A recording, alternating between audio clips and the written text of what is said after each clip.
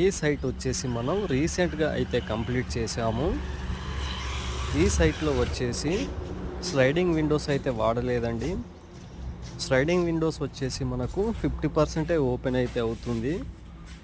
ఈ ఇంటి ఓనర్ అయితే మాకు స్లైడింగ్ విండోస్ అయితే వద్దు, ఓపెనబుల్ విండోస్ అయితే పెట్టమని అన్నారండి.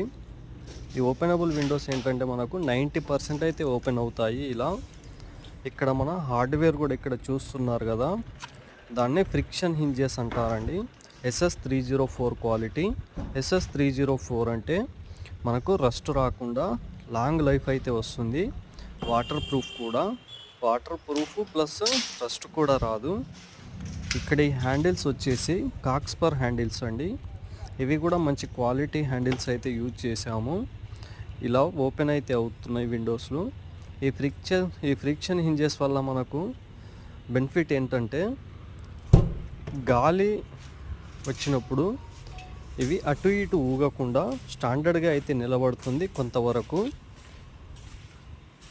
ఇక మామూలు మనం కర్ర కిటికీలు అయితే ఉంటాయి కదా, అవి గాలిని అయితే తట్టుకోలేవండి. ఈ ఫ్రిక్షన్ హింజెస్ వలన మనకు కొంతవరకు గాలి ఫోర్స్ని అయితే తట్టుకొని నిలబడుతుంది. వీటిని కేస్మెంట్ విండోస్ అంటారండి.